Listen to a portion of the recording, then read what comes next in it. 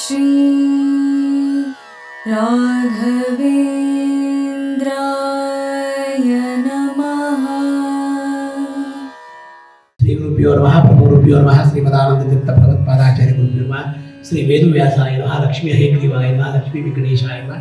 ಲಕ್ಷ್ಮೀ ನರಸಿಂಹಾಯ ನಮಃ. ನೃಸಿಂಹೋಖಿಲಾಜ್ಞಾನ ಮತಧ್ವಾಂತ ದಿವಾಕರ ಜಯತೆ ಸುಜ್ಞಾನ ಶುಭಶಕ್ತಿ ಪಿಯುರತಿ ಚಿತ್ರೈ ಪ್ರತಿಶಿಗಂಭೀರೈ ವಾಕ್ಯೇ ವಾಣೇಯ ಕಡಿತೈ ಗುರುಭಾವಮೆನ್ ಜಗತಿ ಮಾತಶ್ರೀ ತೀರ್ಥವಾಕ್ ಅರ್ಥಕಲ್ಪಿತಕಲ್ಪೋಯಂ ಪ್ರತ್ಯಕ್ಷಗತಿ ಕೇಸರಿ ವ್ಯಾಸತೀರ್ಥ ಗುರು ಭೂಯಾ ತಸ್ಮಿಷ್ಟಾಸ್ಥಿತೆ ತಪೋ ದೇವರತ್ಯಾ ಸದ್ಗುಣೋ ಗಾಮರಾನು ಆದಿರಾಜ ಗುರು ವಂದೇ ಹೇ ಪದಾಶ್ರಯ ಪೂಜ್ಯಾಯ ರಾಘವೇಂದ್ರಾಯ ಸತ್ಯ ಧರ್ಮರತಾಯ ಚ ಭಜತಾಂ ಕಲ್ಪವೃಕ್ಷಾಯ ನಮತಾಂ ಕಾಮಧೇನವೇ ದೂರ್ವಾದಿ ಧ್ವಾಂತರವೇ ವೈಷ್ಣವೇಂದ್ರೇ ವರಂದ್ರೇ ಶ್ರೀ ರಾಘವೇಂದ್ರ ಗುರುವೇ ನಮೋ ಅತ್ಯಂತ ದಯಾಳವೇ.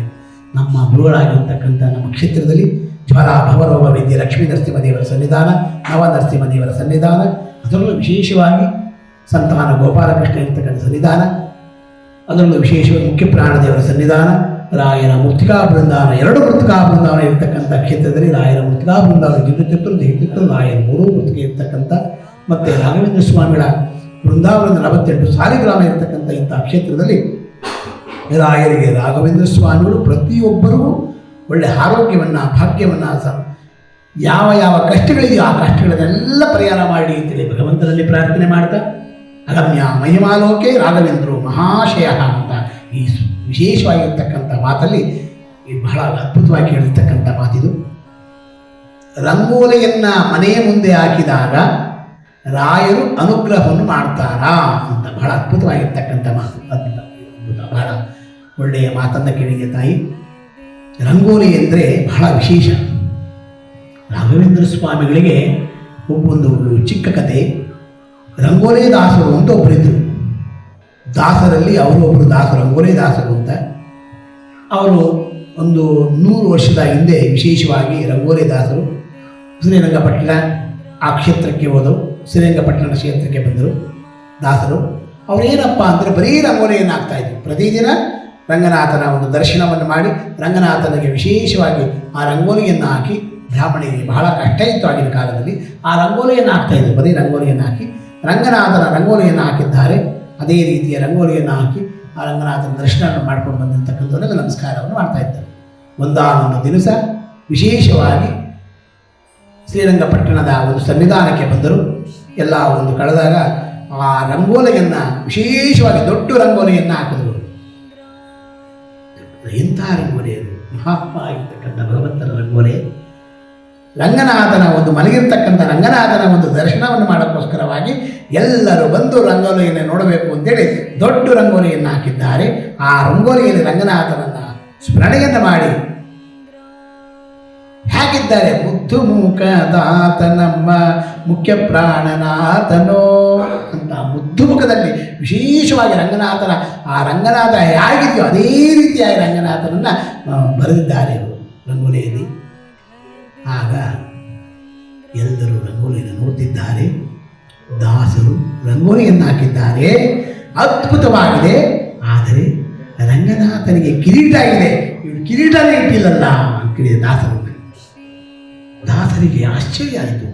ಭಗವಂತ, ನಾನೇನೋ ಈ ತಪ್ಪು ಮಾಡಿದ್ದೀನಲ್ಲೋ ಅಂದಾಗ ಆ ಭಗವಂತನಲ್ಲಿ ಪ್ರಾರ್ಥನೆ ಮಾಡಿಕೊಂಡ್ರು ದಾಸರು ಹೇಗೆ ಅಂತ ಹೇಳಿದ್ರೆ, ಅವರು ಏನೇ ಒಂದು ಕೆಲಸವನ್ನು ಮಾಡಬೇಕಾದ್ರೂ ಭಗವಂತನ ಸ್ಮರಣೆಯನ್ನು ಮಾಡಿ, ಗುರುಗಳ ಸ್ಮರಣೆಯನ್ನು ಮಾಡಿ, ರಾಯರ ಸ್ಮರಣೆಯನ್ನು ಮಾಡಿ, ಗುರುಗಳ ಅನುಗ್ರಹದಿಂದ ಆ ರಾಯರ ಅನುಗ್ರಹದಿಂದ ರಂಗೋಲಿಯನ್ನು ಹಾಕ್ತಾಯಿದ್ರು.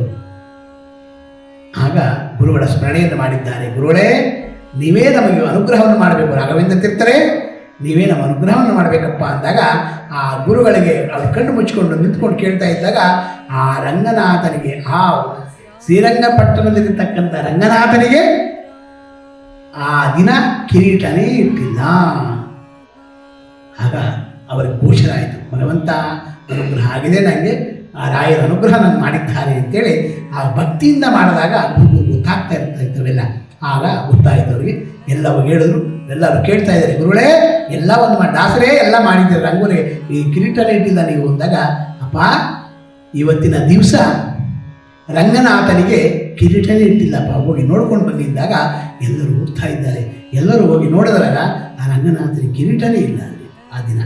ಅದ್ಭುತವಾಗಿರ್ತಕ್ಕಂಥ ಮಾತು ಭಗವಂತನಲ್ಲಿ ಎಲ್ಲರೂ ಬಂದು ಆ ದಾಸರಿಗೆ ನಮಸ್ಕಾರವನ್ನು ಮಾಡಿ, ಗುರುಗಳೇ ನಿಮಗೆಲ್ಲ ಹೀಗೆ ಗೋಚರ ಆಗ್ತಾ ಇದೆಯಾ ಅಂದಾಗ ಆಗ ಹೇಳದಂತೆ ನಾನೆಲ್ಲ ಮಾಡ್ತಾ ಇರೋದು ಇದನ್ನು ನನ್ನಲ್ಲಿ ನಿಂತು ರಾಘವೇಂದ್ರ ಸ್ವಾಮಿಗಳು ವಿಶೇಷವಾಗಿ ಅನುಗ್ರಹ ಮಾಡಿದರೆ ಅದಕ್ಕೆ ದಾಸನಾಗುವುದಕ್ಕೆ ಏಸು ಜನ್ಮದ ಸುಕೃತ, ದಾಸರ ದಾಸ್ಯವ ಕಂಡ ಪುರಂದರ ವಿಠಲ ಅಂದಾಗೆ ಇಂತಹ ದಾಸರಿಗೆ, ಆ ರಂಗೋಲಿ ದಾಸರಿಗೆ ಸಾಕ್ಷಾತ್ ನಮ್ಮ ಗುರುಗಳಾಗಿರ್ತಕ್ಕಂಥ ರಾಘವೇಂದ್ರ ಸ್ವಾಮಿಗಳ ಅನುಗ್ರಹ ಯಾವ ರೀತಿ ಮಾಡಿದ್ರೋ ಅದೇ ರೀತಿಯಾಗಿ ನಮಗೆ ರಾಘವೇಂದ್ರ ಸ್ವಾಮಿಗಳ ಮುಂದೆ ಮತ್ತೆ ಅದರಲ್ಲೂ ವಿಶೇಷವಾಗಿ ಮನೆಯ ಮುಂದೆ ರಂಗೋಲಿಯನ್ನು ಹಾಕಿ, ಆ ರಂಗೋಲಿಗೆ ಬಹಳ ಅದ್ಭುತವಾಗಿರ್ತಕ್ಕಂಥ ಮಹಿಮೆ ಆ ರಂಗೋಲಿ ದಾಸರು.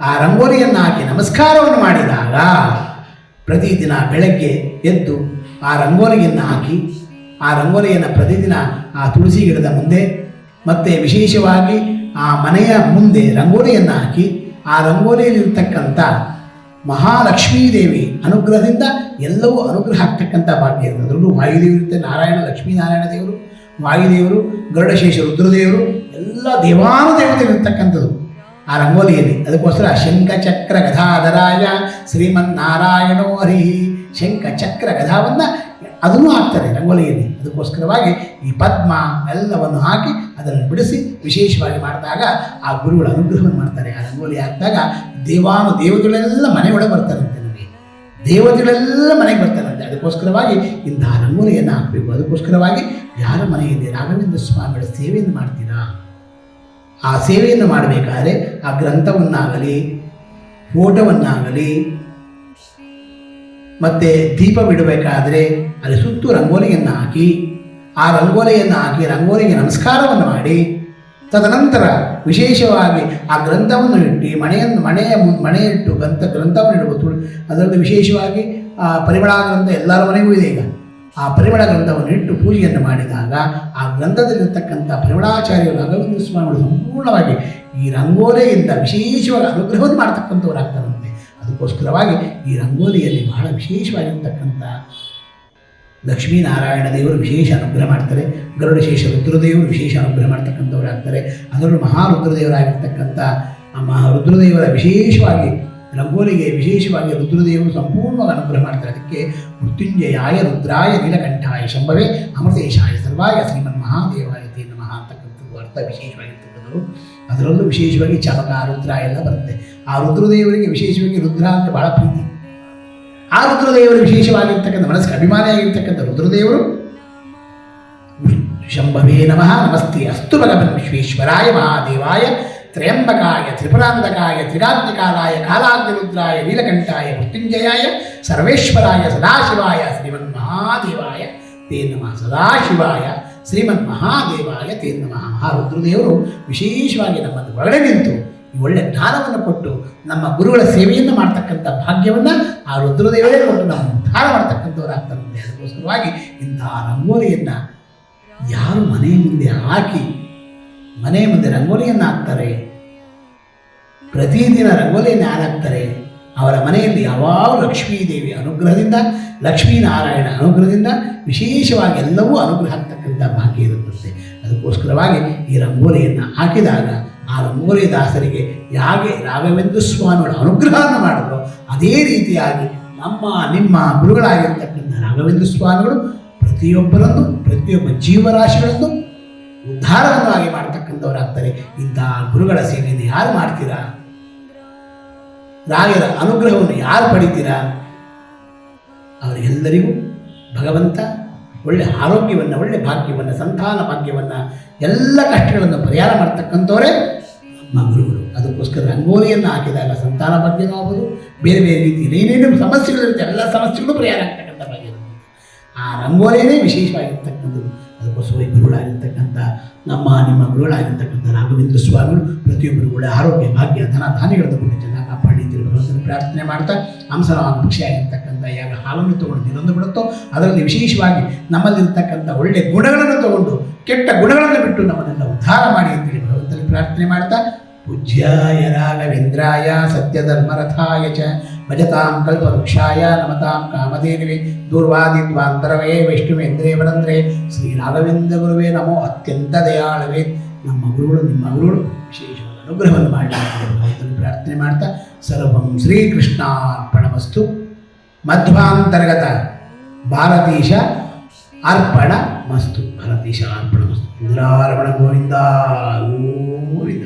ಪುಟ್ಟರಾಯರೇ, ಏನ್ ಮಾಡ್ತಿದ್ದೀರಾ? ಪ್ರತಿದಿನ ನಮ್ಮ ಅಪ್ಪ ಅಮ್ಮ ನಿಮ್ಮ ಚಾನೆಲ್ ನ ಎಲ್ಲಾ ವಿಡಿಯೋಗಳನ್ನ ನೋಡುತ್ತಾರೆ, ಆದ್ರೆ ಸಬ್ಸ್ಕ್ರೈಬ್ ಶೇರ್ ಮಾಡೋದು ಮರೆತಿದ್ದಾರೆ. ಅದಕ್ಕೆ ನಾನು ಸಬ್ಸ್ಕ್ರೈಬ್ ಶೇರ್ ಮಾಡ್ತಿದ್ದೆ, ಕಮೆಂಟ್ ಕೂಡ ಮಾಡ್ತಿದ್ದೆ. ಹಾಗಾದ್ರೆ ನೀವು ಕೂಡ ಸಬ್ಸ್ಕ್ರೈಬ್ ಶೇರ್ ಕಮೆಂಟ್ ಮಾಡಿ ಪ್ಲೀಸ್. ॐ श्री राघवे